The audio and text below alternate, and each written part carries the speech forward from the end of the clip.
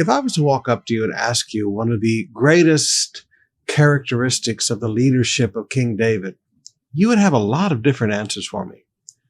But rarely would someone walk up and talk about David's humility. But David was a humble man. And I want you to see that with us in our text today. In 1 Chronicles chapter 14, verses 1 and 2, listen to how it begins.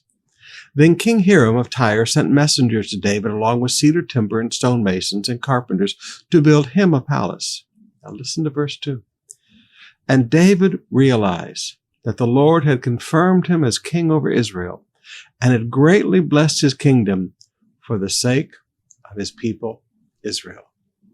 David realized it's for the sake of the people that God has done this for me.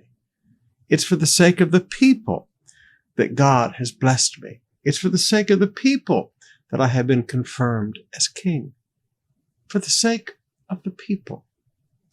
Now, I want to challenge all of you as leaders today. Pastors who are listening to me across the country, I want to challenge you.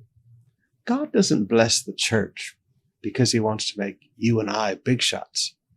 He blesses the church for the sake of his people. He confirms us as leaders. He blesses us as leaders for the sake of the people. Now, David realized that, and it takes a little humility to come to that realization. But as you come to that realization, that's where you're going to find that greatness could really begin, because it's not about you, it's about the people. Go on now with me down to verse 11. So David and his troops went up to Baal-perazim and defeated the Philistines there. God did it, David exclaimed. He used me to burst through my enemies like a raging flood. And so they named the place Baal-perazim, which means the Lord burst through. Now listen to David. He said, God did it. The Lord used me, but God did it. As leaders, there are times that God uses us to accomplish incredible things. But David was humble enough to remember he was just an instrument. He was just a tool that God used. But God did it. The third illustration in our text today is in verses 9 and 10. The Philistines arrived and made a raid in the valley of Rephaim. So David asked God, shall I go out to fight the Philistines? Will you hand them over to me? And the Lord replied, yes, go ahead. I will hand them over to you. David was humble enough in his heart that he asked God what to do. Shall I do this, God? Is this something that you want me to do? And he even takes it a step farther in verses 13 and 14.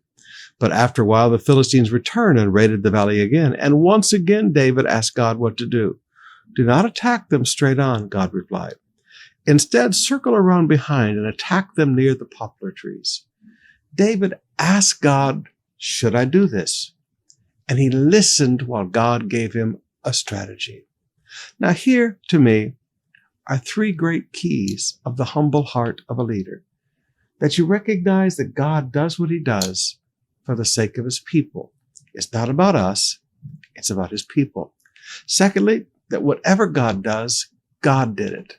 He might use us, but God gets the glory because God who did it.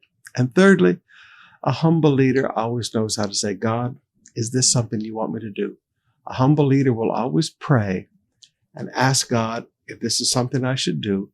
And then secondly, stick around and listen while God gives you the how-to.